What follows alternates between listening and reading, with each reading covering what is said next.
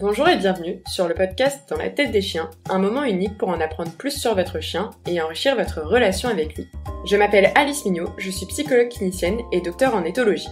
Je me suis spécialisée dans la vulgarisation scientifique sur le comportement canin. Dans ce podcast, vous ne trouverez donc que des conseils basés scientifiquement et une opposition ferme à toute forme de violence physique ou psychologique envers les chiens. En parallèle de ce podcast, je propose pas mal de choses en lien avec des chiens. J'anime des webinaires d'éthologie appliqués aux chiens, je fais du suivi individuel en éducation canine, en présentiel sur le Puy-de-Dôme à Etopar ou en visio, et je travaille également en tant qu'intervenante en médiation animale, en pension canine, et enfin, je fais de la formation. Si vous souhaitez soutenir le podcast, je vous invite à vous y abonner sur votre plateforme d'écoute et lui mettre 5 étoiles, voire un petit commentaire, afin de me donner du courage et de la visibilité. Vous pouvez aussi le partager à votre entourage ou des personnes qui ont encore un peu de mal avec l'éducation positive. Et si vous souhaitez soutenir financièrement le podcast, c'est maintenant possible sur Tipeee avec des tips mensuels. C'est quelques euros pour vous, mais pour moi, ça veut dire beaucoup. Aujourd'hui, on va faire un épisode scientifique et qui est tellement important, puisqu'il parle des liens entre les douleurs et les comportements agressifs. Il faut savoir, et si vous écoutez ce podcast depuis longtemps, vous le savez, un chien ne mord jamais pour rien. Ça peut être lié à un trauma passé, à une forte peur, à une demande d'espace qui n'est pas respectée, mais aussi à des douleurs. Avant d'aller jusqu'à la morsure, un chien qui n'est pas bien, car douloureux, par exemple du dos, de la patte, du ventre, etc., il va pouvoir présenter un comportement qui est différent de d'habitude. Et c'est pour ça que c'est important d'apprendre à observer votre chien pour éviter tout risque d'inconfort pour lui, mais aussi de morsure, pour vous, pour les autres animaux humains ou non humains qui habitent avec vous ou qui passent dans la rue à côté de lui. C'est pour ça qu'un bon éduc vous demande toujours si votre chien est passé chez le véto quand il y a un problème d'agressivité. Il faut savoir qu'un chien agressif n'est pas un chien qui est dangereux ou mal élevé. L'agressivité, ça peut vraiment être un indicateur clé de douleur et donc qu'une prise en charge adaptée peut transformer son comportement et améliorer sa qualité de vie. Moi, j'interviens énormément avec des chiens mordeurs. Si on bosse au niveau comportemental un chien mordeur, mais qu'on ne prend pas en compte que potentiellement il a mal quelque part et que c'est pour ça qu'il mord, et ben en fait on n'avancera pas. Tout simplement parce que la douleur est encore là, et donc on va essayer de traiter un peu les symptômes qu'on voit, mais on ne traitera pas le fond. Il est donc toujours nécessaire d'exclure la cause physique avant de penser à une cause comportementale. D'ailleurs, pour rappel, dans les 5 libertés, l'absence de douleur et de maladie est la 4e. Et donc, laisser un chien dans la douleur, c'est le laisser en mal-être. Comme dans tous les épisodes scientifiques, on va commencer par des petites définitions pour qu'on sache tous de quoi on parle. Donc, j'ai trouvé la définition de l'OMS de la douleur. Donc, ils la décrivent comme une expérience sensorielle et émotionnelle désagréable en réponse à une atteinte tissulaire réelle ou potentielle ou décrite en ces termes. Donc dans la douleur, on a la douleur chronique et la douleur aiguë. Donc la douleur chronique, c'est quand elle est persistante ou récurrente, le plus souvent au-delà de 6 mois, qu'elle répond mal au traitement et qu'elle induit une détérioration fonctionnelle et relationnelle. La douleur aiguë, elle est de courte durée, elle peut disparaître en quelques heures ou quelques semaines, et elle est due à une cause précise, connue ou non. Sur le site santé.gouv, on lit que les patients sont des acteurs actifs de leur prise en charge. Eux seuls sont capables d'indiquer aux soignants ce qu'ils ressentent. Un petit câlin de truffe. Coucou. Leur participation est donc essentielle pour évaluer l'intensité de la douleur et l'efficacité des traitements médicamenteux ou non. Aucun examen, aucune prise de sang, aucun scanner ne permet d'objectiver la douleur. Seule la parole peut être un signal pour en faire évoluer la prise en charge. Les patients doivent donc être informés et écoutés par les professionnels de santé.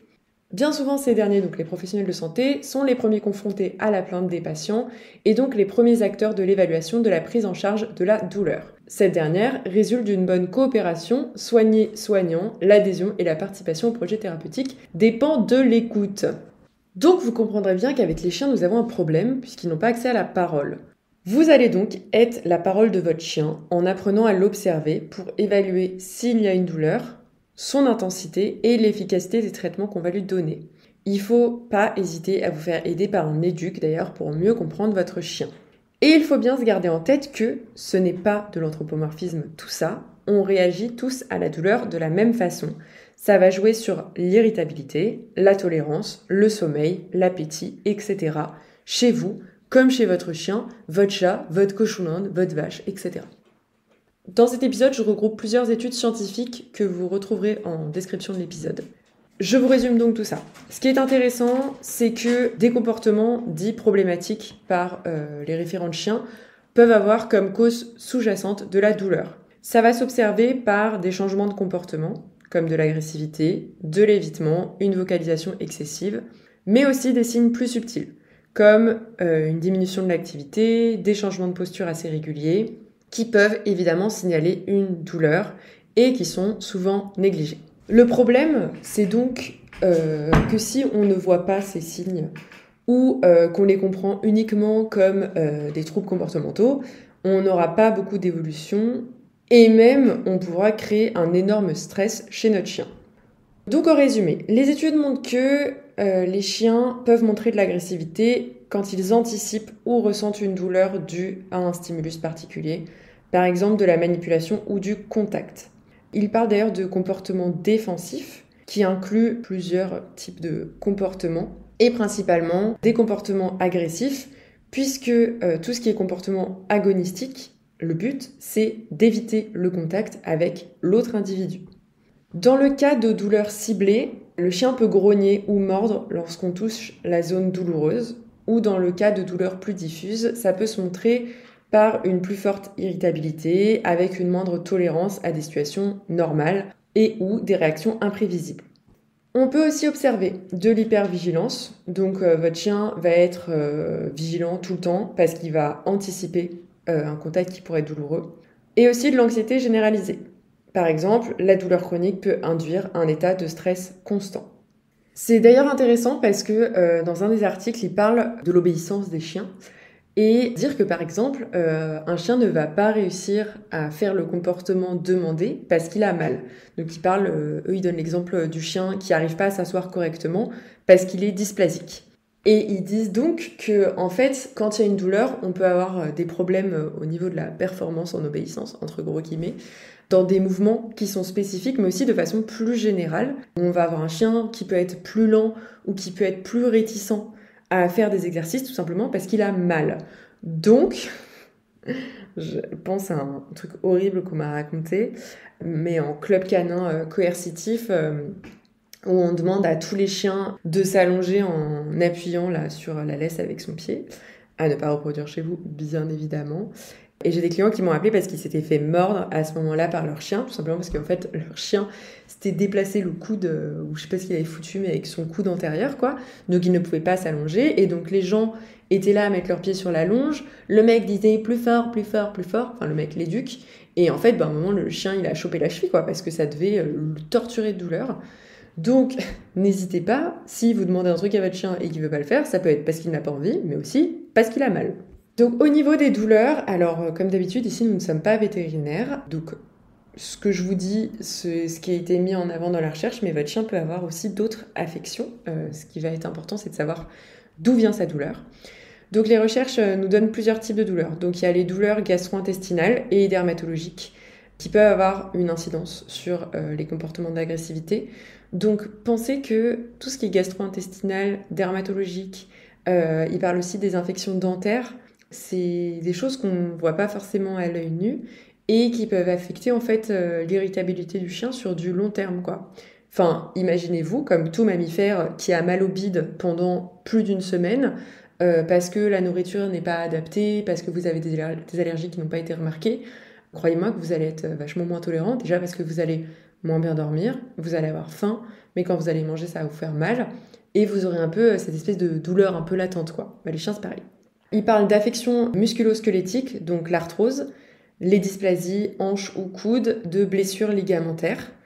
Donc ça, pareil, il faut voir son veto pour savoir si notre chien a ça. De pancréatite, de blessures aiguës, donc tout ce qui va être coupure, contusion, fracture.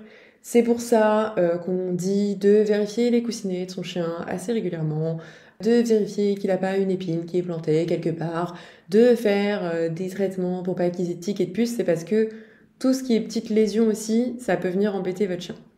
Et les interventions médicales, donc tout ce qui est douleur post-opératoire ou effet secondaire de traitement. Votre chien doit avoir des antidouleurs après une opération. Et si vous voyez qu'il est douloureux, n'hésitez pas à appeler votre vétérinaire pour avoir plus d'antidouleurs. Ce n'est pas normal d'avoir mal après une opération. Donc tout ça nécessite un diagnostic chez le vétérinaire pour savoir à quoi on a affaire, qu'est-ce qu'on doit prendre en charge en fait et comment. Si vous voulez aller lire, j'avais la flemme en fait de vous résumer tout ça, mais il y a un article que j'ai mis en description de Mills qui s'appelle Pain and Problem Behavior in Cats and Dogs et qui présente plein d'études de cas sur des situations différentes, du comportement problématique qu'il y avait à traiter, de la douleur sous-jacente ou de la pathologie sous-jacente et de comment ça a pu améliorer le comportement. Donc voilà pour mon résumé des études. Alors, évidemment, mon but c'est de vous donner des conseils.